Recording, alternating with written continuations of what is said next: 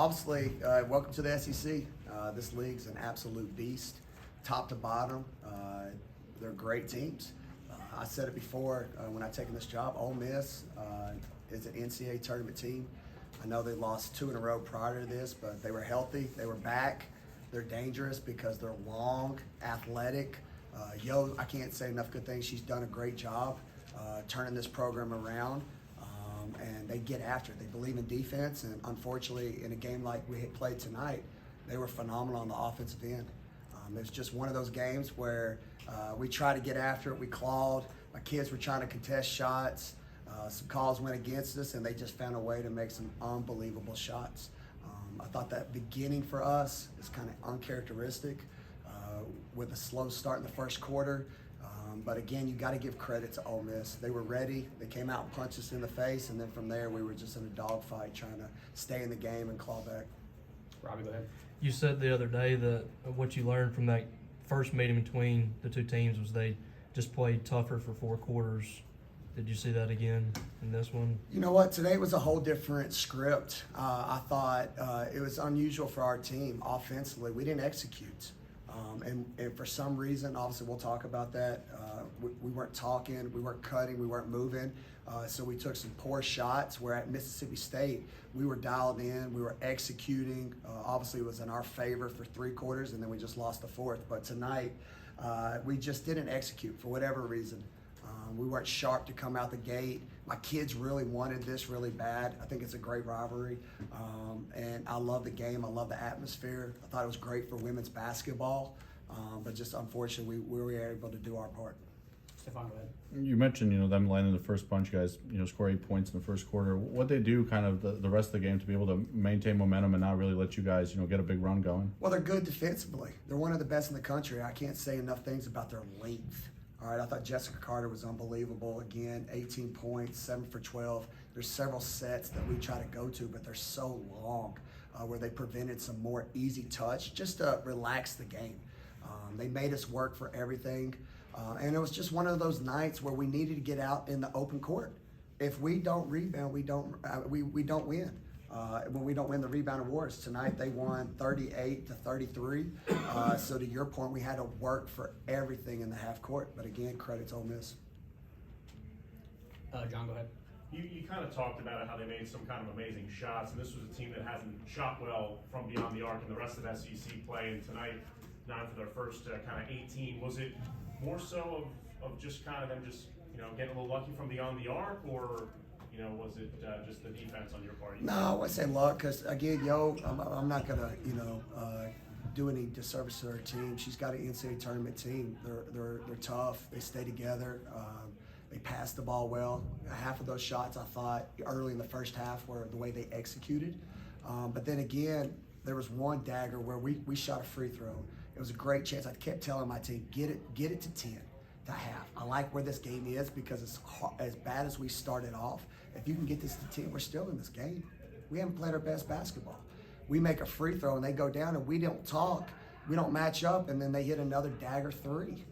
So then we give up an open one. So to answer your questions, they hit big shots, but then some of them we also just didn't do our part in making them make it work for each one.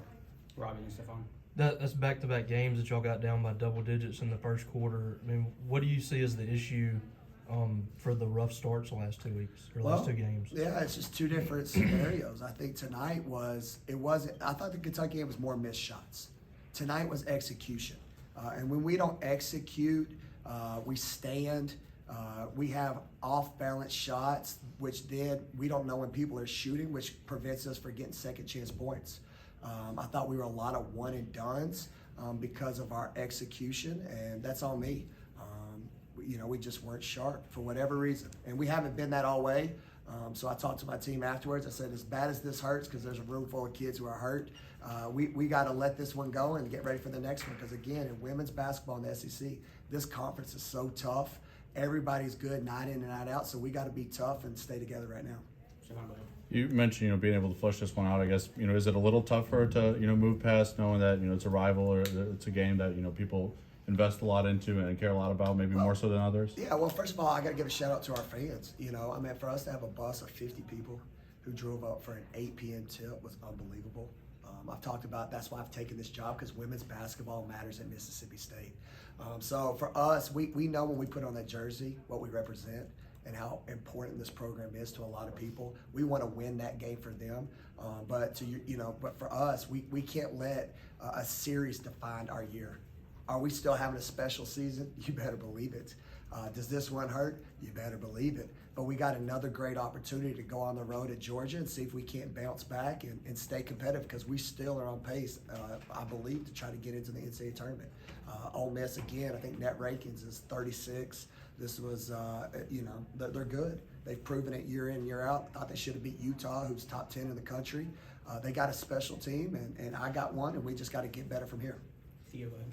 Yeah, I mean, 8 SEC games in, halfway through the conference schedule, you guys are 4-4 in SEC play. How do you think this team has fared so far, and what makes you feel like this team is capable of this special year that you described? Yeah, no, I think we fared really well. The SEC, I mean, if you're in that middle of the pack in the SEC, the statistics have proven it.